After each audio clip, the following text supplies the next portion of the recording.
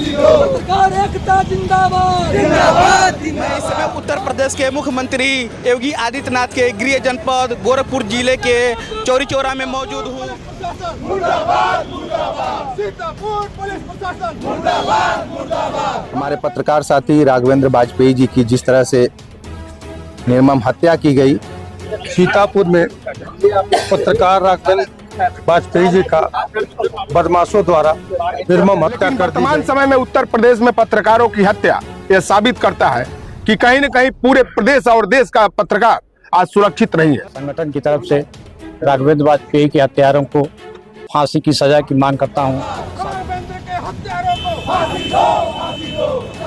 राघवेंद्र के हत्यारों को फांसी दो। सीतापुर के पत्रकार राघवेंद्र वाजपेयी की हत्या से आक्रोशित चौरी चौरा के पत्रकारों ने बुधवार को विरोध प्रदर्शन करते हुए जुलूस निकालकर अपना विरोध जताया।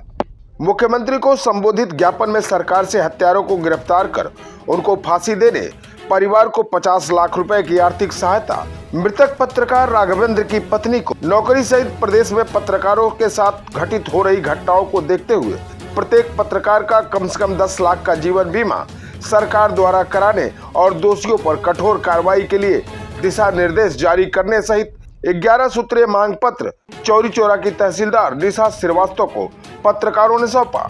बुधवार को दिन में 11 बजे चौरी चौरा थाने गेट पर उपस्थित हुए Purvanchal journalist press club Uttar Pradesh और ग्रामीण पत्रकार एसोसिएशन तहसील इकाई चौरी चौरा और पूर्वांचल पत्रकार एसोसिएशन के पत्रकारों ने अपने हाथों पर काली पट्टी बांधकर पत्रकार राघवेंद्र वाजपेयी की हत्या के विरोध में एक जुलूस निकाला।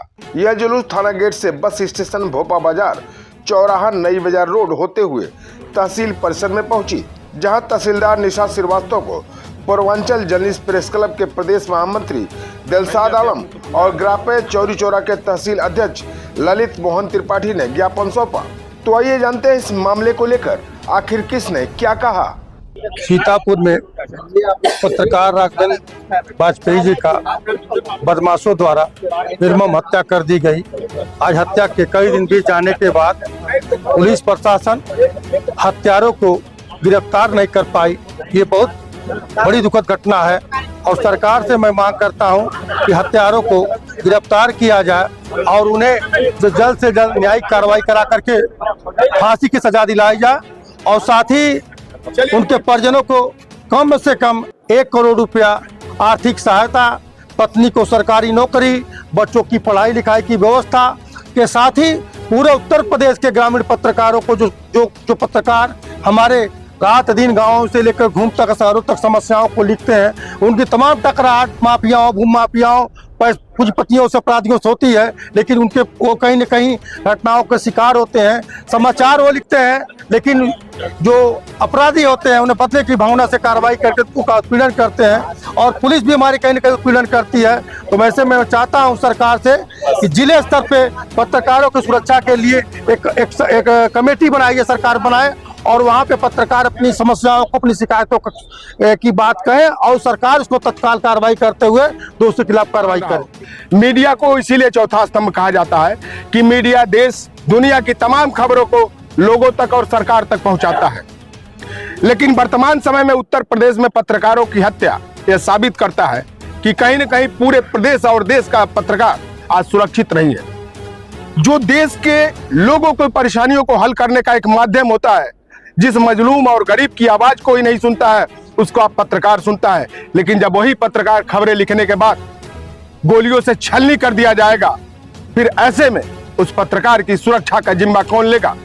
मैं अपने उत्तर प्रदेश के यशस्वी मुख्यमंत्री माननीय योगी आदित्यनाथ जो हमारे उत्तर प्रदेश ही नहीं गोरखपुर जनपद के तमाम लोगों के दिलों में बसते हैं और हम लोग की आस्था है, खासकर पत्रकारों को लेकर के महाराज जी ने बहुत कुछ कार्य किया है और मैं महाराज जी से विनम्र निवेदन करूंगा हाथ जोड़ करके कि पत्रकार राघवेंद्र के हत्यारों को फांसी दी जाए और उनके परिवार को पूरी तरह सुरक्षा मुहैया किया जाए।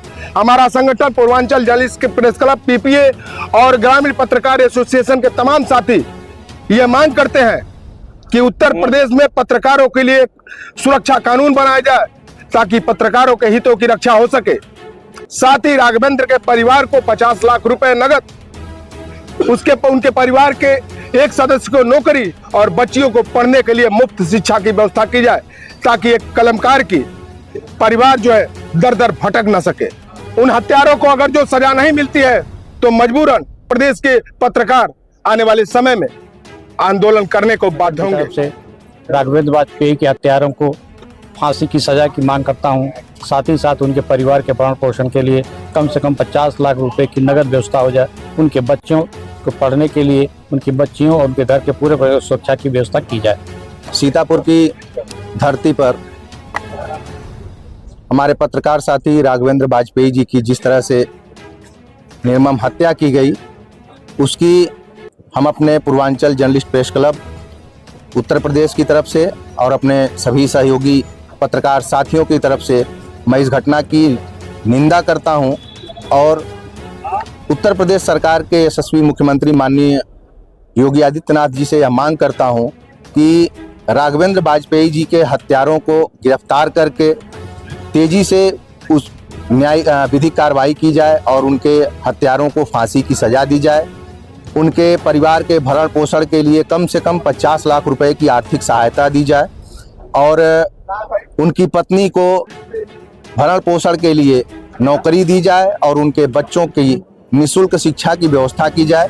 इसके साथ ही हम अपने पूर्वांचल जर्नलिस्ट प्रेस क्लब के माध्यम से मुख्यमंत्री जी को पत्र लिखा है, जिसमें हमने मृतक राघवेंद्र वाजपेयी जी के हत्यारों को फांसी देने, उनके परिवार को मुआवजा देने, उनके बच्चों को निःशुल्क शिक्षा देने के साथ साथ उत्तर प्रदेश के पत्रकारों के हित में कम से कम 10 लाख रुपए का जो है जीवन बीमा कराने, पत्रकारों के लिए सुरक्षा कानून लागू करने और पत्रकारों के साथ हो रहे अत्याचार और हत्या की घटनाओं पर अंकुश लगाने के लिए प्रदेश सरकार जो है ठोस कदम उठाए, हम यह मांग करते हैं।